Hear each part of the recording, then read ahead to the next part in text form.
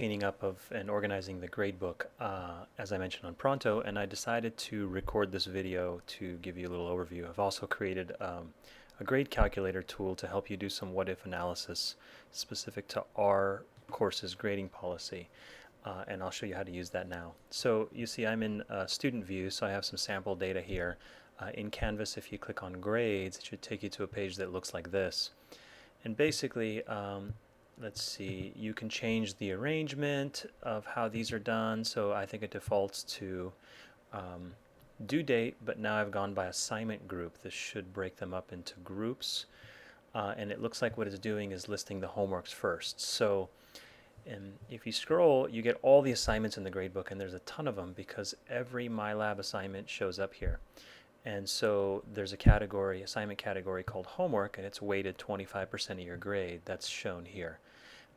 And so these are the actual raw scores that you got on each assignment within MyLab. So these are not percentages, they're raw scores. So you should just double check that these look right.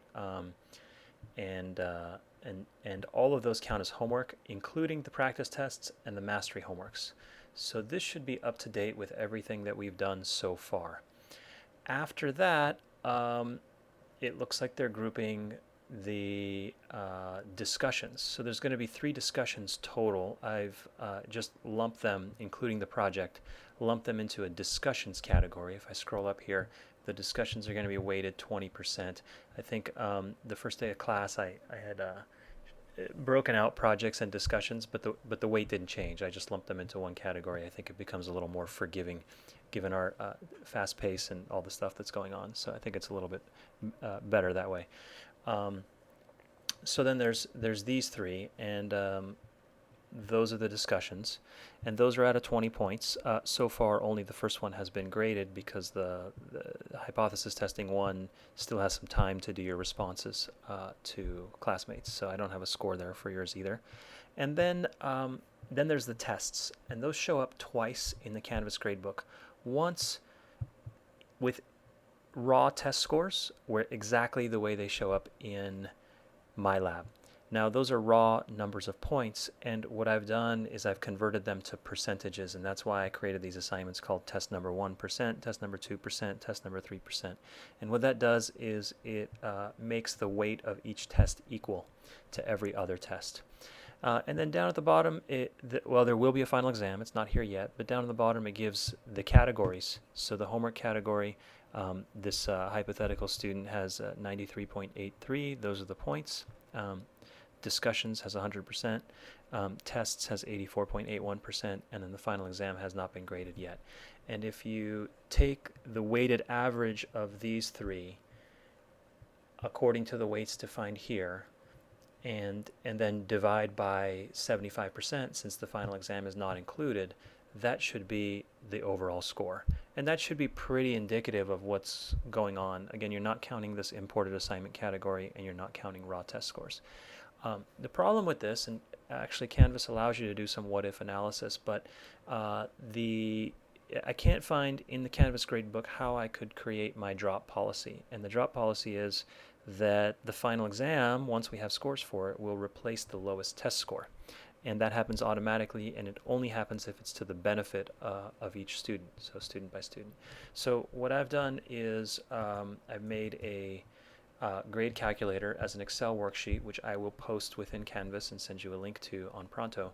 But what it does is it includes the category. So final exam is its own category. It's 25% of the grade. Homework is a category, 25% of the grade. Discussion is 20% of the grade. And then the tests, I've broken them out since we have this test by test drop policy. And so these green spaces are the places where you can adjust the values according to your actual scores or projections of what you think you might get. So I'm going to tab back here. For example, my homework average so far is 93.83. So I can grab homework average and put in 93.83.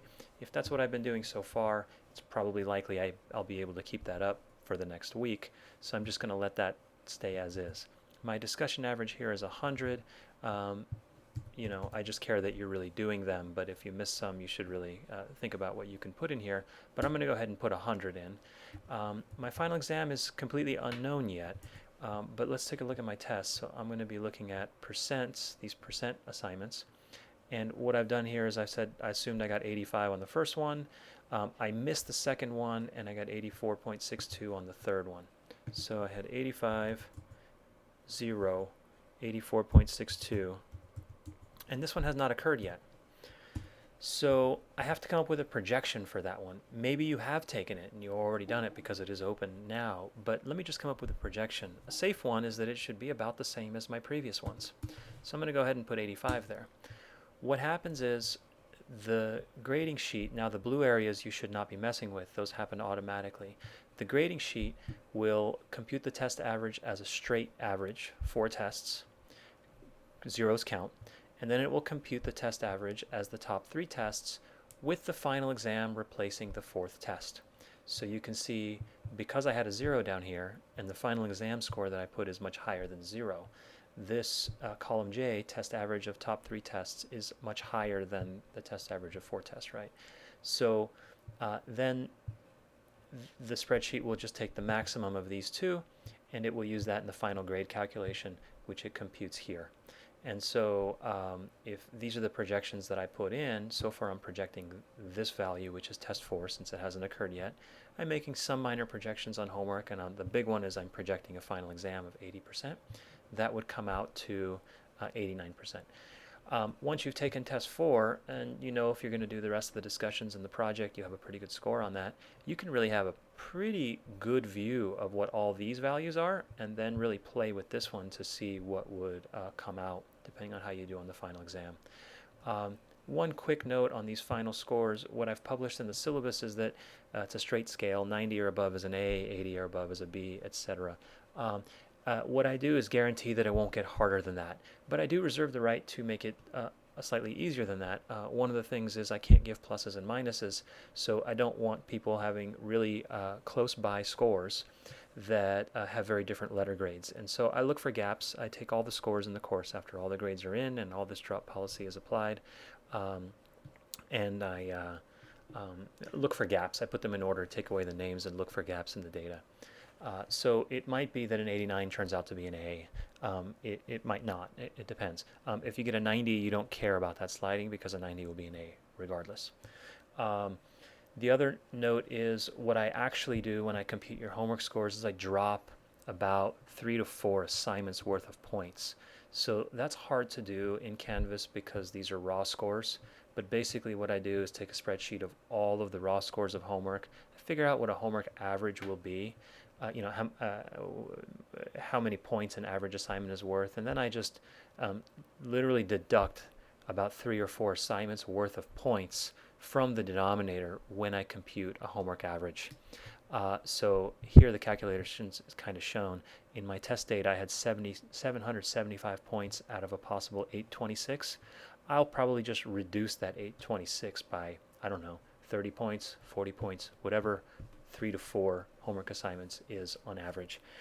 And then I'll cap that calculation at 100%, because of course if I reduce this denominator too much, then over 100% is possible. It's not intended to be extra credit, it's just intended to provide some allowances for tech support, tech issues that might have come up, or whatever, life got too hectic or whatever it is. I just drop a few points. So in reality, in my grade book, this score will actually be higher than what it shows in Canvas, and you can get a ballpark of that by how many I'll drop there.